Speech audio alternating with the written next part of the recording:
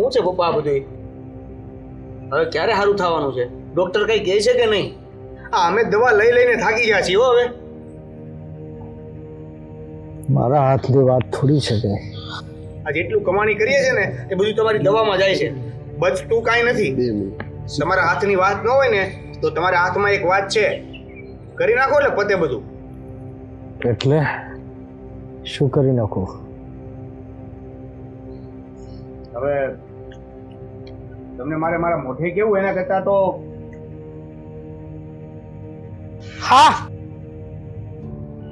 તારે તારા મોઢે કેવું એના કરતા કહી દે ને કે તમે હવે બોજ રૂપ લાગો છો. આ દુનિયામાંથી, આ ધરતી પરથી તમારો ભાર ઓછો કરો ને તો સારું. હા એવું જ કઈ. હા, અને તમે શું ઉડતા ઉડતા આવી ગયા અહીંયા? અરે આ શું છે? એ જે હોય એ અમારી વાત સાથે તારે શું લેવા દેવા? અને ખોટું બડબડ કર્યા વગર અહીંયાથી જા, મારે તારા પપ્પા સાથે વાત કરવી છે. લે એવી રીતે કઈ વાત છે કે મારે અહીંથી આ ઘર છોડીને, મતલબ આ જગ્યા છોડીને જવું પડે? મારી સામે કરો ને વાત, શું વાંધો તમને? જરૂરી છે કે બધી વાત અમારે તારી સામે જ કરવી પડે? બરાબર. આ દવા, દારૂ, ઘરના ખર્ચા, ઘર ચલાવવું, આ બધું તો અમારા ઉપર હોય છે. જ્યારે વાત કરવાની આવે તો એકલા કરવાની થાય છે. આવું કેવું?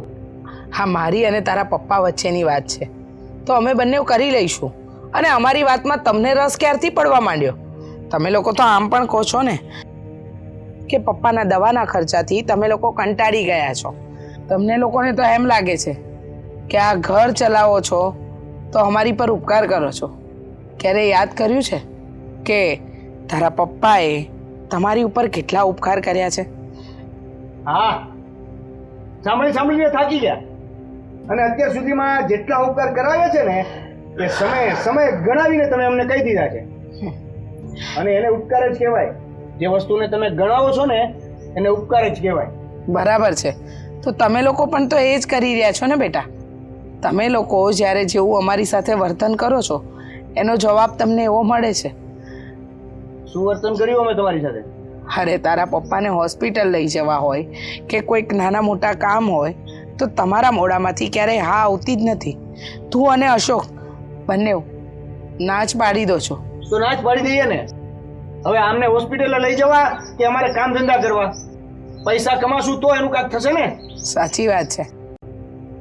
તારા પપ્પાએ એવો જ વિચાર કરવો જોઈતો હતો નહીં? હું કહેતી હતી કે હોસ્ટેલમાં મૂકી દો છોકરાને, આપણે બિઝનેસ માટે બીજા શહેરમાં જઈએ. પણ તારા પપ્પા ન માન્યા ત્યારે કે છોકરાઓના ભણતરથી મોટી કોઈ બીજી વાત નથી. ત્યારે અમારે સમજી જવાની જરૂર હતી બેટા કે મોટા થઈને છોકરાઓ અમારી સાથે કઈ રીતે વર્તન કરશે. અરે જૂની વાતો ખોલીને કઈ મતલબ નથી. અત્યારે કામની વાત કરો ને. હા, પાકે છે એમ કરો. હા, તો જા, મારે તારા પપ્પા સાથે વાત કરવી છે. કહ્યું ને? હા, કરો તમારી પર્સનલ વાત. કોણ જાણે આ ઉંમરે પર્સનલ વાત.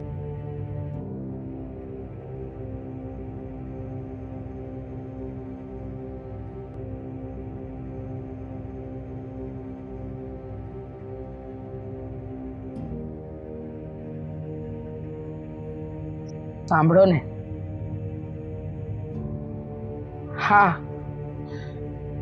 થોડી વાર પહેલા હું બાપુજીને મળવા ગઈ હતી. બાપુજીનો ફોન આવ્યો હતો ને કહ્યું હતું કે તું મને મળવા બહાર આવજે.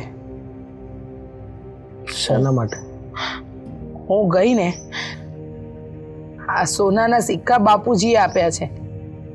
એમણે કહ્યું હતું કે આ આપણા બાપ દાદાએ સાચવેલી મૂડી છે. એમને અત્યારે એ આપણને આપી દીધા છે. આ સોનાના સિક્કા બાપુજીએ તમારા અને મારા માટે સાચવીને રાખ્યા હતા. અને કહ્યું પણ છે કે આ સિક્કાથી હવે આપણને કોઈની જરૂર નહીં પડે. હું તમારો ઈલાજ પણ કરાવી શકીશ અને તમને સાચવી પણ શકીશ. ભલે અત્યાર સુધી આપણે આપણા છોકરાઓની રાહ જોવી પડી, એ લોકોનો આશરો લેવો પડ્યો, પણ અંતે તો ભગવાને આપણી સામે જોયું જ. ને આ સોનાના સિક્કા વિશે હું કોઈને જાણ નથી કરવાની, ના અશોકને ના દેવેનને. સમજી ગયા ને તમે? પણ આપણા બાપ દાદાએ મહેનત કરીને જે સિક્કા ભેગા કર્યા હોય તો તમને કામ ન લાગે અને મારી સારવારમાં જતા રહે, એના કરતાં તો ભગવાન મને બોલાવી લે. બસ, આ શું બોલો છો તમે? આવું ના બોલશો. જુઓ ને, વિચાર્યું નહોતું કે ક્યારેક આપણે આવા દિવસ આવશે અને આપણી જ ઓલાદ આપણાથી મોઢું ફેરવશે. પણ જોયું ને, બાપુજીએ આટલા બધા સિક્કા આપણને આપી દીધા છે અને હવે આ સિક્કા આપણને નવું જીવન આપશે.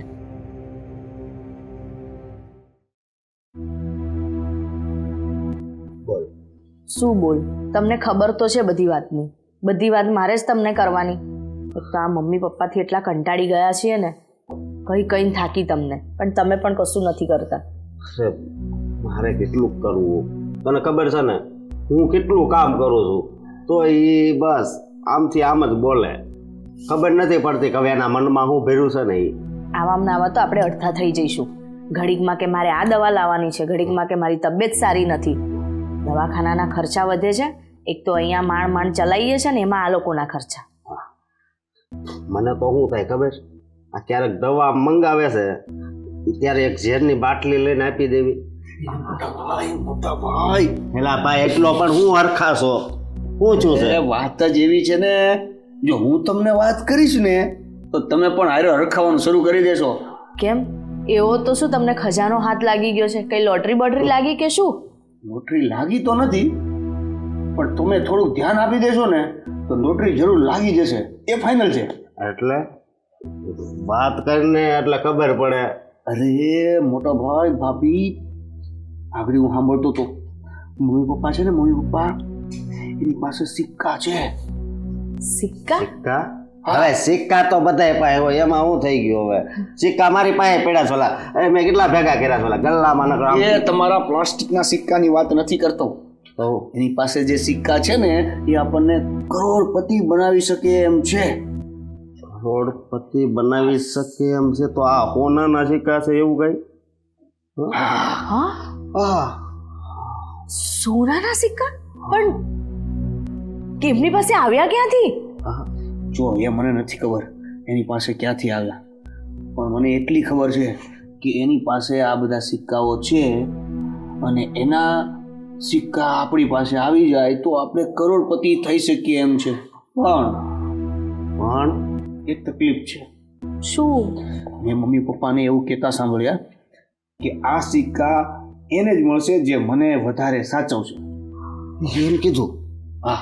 આ તો સાચવીશું ને. આ સિક્કા મળતા હોય તો આપણને સાચવવામાં શું વાંધો છે?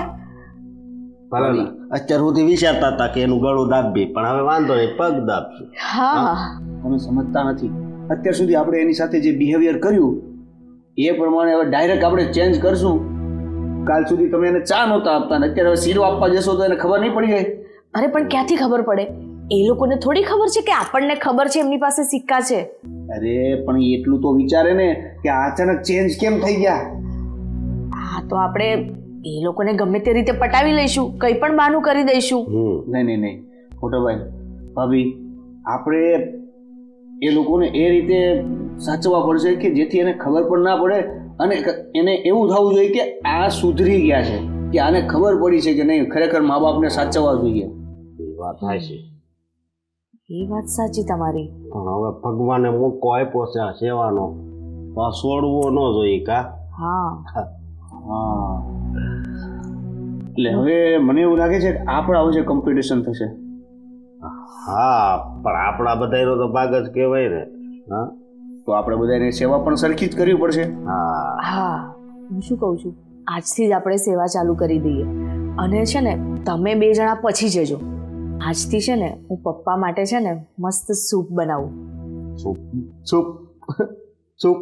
હા, અરે એ સૂપ નહીં, વેજીટેબલ સૂપ. ઓહ હા, પપ્પાને ભાવે છે એમ પણ. અને વચ્ચે વચ્ચે મેં બનાવવાનું બંધ કરી દીધું હતું. હવે બહુ દિવસે હું પપ્પાને વાત કરીશ અને એમને મન ભાવતું સૂપ બનાવી આપીશ, એટલે થોડું તો એમને એવું લાગશે ને કે ના, મારી થોડીક તો આ લોકો કંઈક કેર કરે છે. સાચી વાત. અને એને સૂપ પાવાનું, આપણે સૂપ રહેવાનું, આવું જ કંઈક હા, એવું જ. અને તમે છે ને વચ્ચે વચ્ચે કંઈક ઊંધું ના બાફતા. અમે માંડ પ્લાન સેટ કર્યો હોય ને તમે જઈને ઊંધું બાફી દેશો. શું અરે આવું ના બોલ. ભૂલાઈ જ ગયું.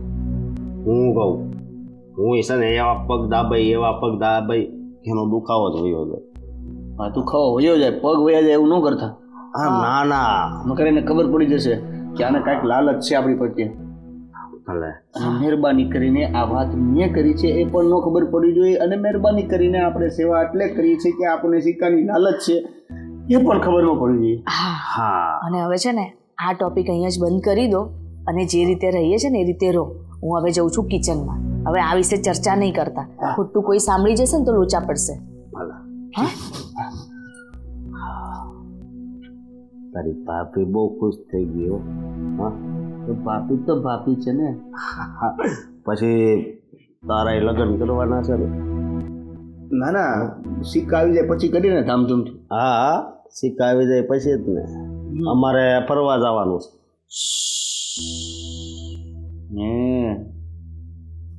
સેવા કરો, પેલા સેવા કરો. ફરવા જવાના સપના જોવા મળ્યા છો. આ કેમ હજી સેવા નથી કરી ત્યાં મને વિમાન દેખાણું. હા, હું જાઉં. હા,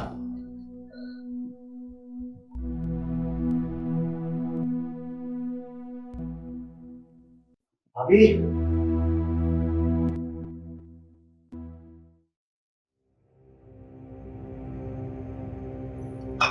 અરે સ્વીટી બેન, સારું થયું તમે આવી ગયા. હું પપ્પા માટે સૂપ બનાવું છું, તમે પીશો? શું કીધું? જરાક ફરીથી બોલો તો સંભળાયું નહીં. એમ કહું છું, હું પપ્પા માટે સૂપ બનાવું છું, તમે પીશો? આજે જરાક મારે બહાર જઈને જોવું પડશે આ સૂરજ કઈ સાઈડથી ઉગ્યો છે કે તમે મારા પપ્પા માટે સૂપ બનાવો છો. લે, સૂરજ જે બાજુથી ઉગે છે ને એ બાજુ જ ઉગ્યો છે. અને એમ પણ હું આ ઘરની વહુ છું તો પપ્પાની સેવા કરવાની તો મારા ફરજમાં આવે છે ને. ઓહો, આજે આ વહુ પણ એટલું બધું કેમ છલકાય છે હે? બાકી તો તુકારા ને વડકા ને આમ બોલવાનું ને આમ બોલવાનું. આજે વળી શું થઈ ગયું છે? થયું કશું નથી, પણ હું માનું છું કે હું ક્યારેક ક્યારેક ગુસ્સે થઈ જતી હતી, મને નહોતું ગમતું. પણ પછી જ્યારે મને સમજાયું ને કે હવે આ જ મારું ફેમિલી છે અને સાસુ સસરાની સેવા કરવું તો એક વહુની ફરજમાં આવે છે. આટલા વર્ષ પછી સમજાયું કે આ જ મારી ફરજ છે. આ તમારો બદલાયેલો રંગ મને કંઈક સમજમાં નથી આવતો. પાછો કઈ નવો પ્લાન કર્યો છે? અરે એવું કંઈ નથી સ્વીટી બેન, તમે ખોટું વિચારો છો. હવે જો સુધારો આવ્યો જ છે તો એમાં ખોટું શું છે? અને પેલું કહેવાય છે ને, જાગ્યા ત્યારથી સવાર, તો પછી એમાં શું વાંધો છે? સરસ. જો સુધારો આવી ગયો હોય તો એનાથી બેસ્ટ તો એ કઈ વસ્તુ નથી, પણ સુધારો આવો નવો રાખવો ને, મતલબ કે જીવનમાં આવો નવો સુધારો ટકાવી રાખવો એ જરૂરી છે ભાભી. હવે એની તમે બિલકુલ ચિંતા ના કરશો. હવે આ ઘરની છે ને બધી જ જવાબદારી મેં ઉઠાવી લીધી છે, એટલે એનું હવે તમારે કોઈ જ ચિંતા કરવાની જરૂર નથી. સાચે? જોઈએ કેટલા દિવસ ચાલે છે તમારી આ જવાબદારીઓ. હા હા, તમે પીશો શું? ના ના, થેન્ક યુ. મારા પપ્પા માટે બનાવો છો ને તો જરા ધ્યાન રાખીને બનાવજો. અરે તમે બિલકુલ ચિંતા ના કરશો પપ્પાની. અને હવેથી પપ્પાની બધી જવાબદારી મારી છે. એમને કયા ટાઈમે દવા આપવાની છે, કયા ટાઈમે એમને જમાડવાના છે, એ બધું જ ધ્યાન હું રાખીશ. મને છે ને આમ ખબર નહીં કેમ એવું લાગે છે, સપનું જોઉં છું કે શું, હમણાં કોઈ પાણી નાખશે ને હું જાગી જઈશ ને મને પાછો તમારો એ વડકાવાળો સ્વભાવ યાદ આવી જશે. ના સ્વીટી બેન, એવું કંઈ જ નથી. અને તમે કોઈ સપનું નથી જોઈ રહ્યા. આ જે કંઈ પણ જોઈ રહ્યા છો ને એ સત્ય હકીકત છે. સારું, ચલો ભાભી, આટલો સમય ગયો પણ બુદ્ધિ તો આવી તમને છેવટે. એટલું તમને સમજાયું કે આ પરિવાર તમારું છે. અત્યાર સુધી જે તમે તારું મારું કરતા હતા ને એમાંથી બહાર નીકળીને આજે પહેલી વખત તમે તમારું એટલે કે અમારું એમ કીધું છે. સહિયારું રહ્યું ને એ સહેલું નથી, હું પણ સમજુ છું. પણ વહુ જો એક દીકરી બનીને રહે ને તો ઘરમાં બધું બરાબર જ ચાલે છે. હા, તમારે કંઈક ચા કે એવું કંઈ પીવું છે? મૂકી આવો. મારે કામ છે. હા, હું આવું હમણાં. મારે કાંઈ નથી પીવું, બસ ખાલી પપ્પાને રેડી મતલબ સૂપ જે આપો એ બરાબર બનાવીને આપજો. હા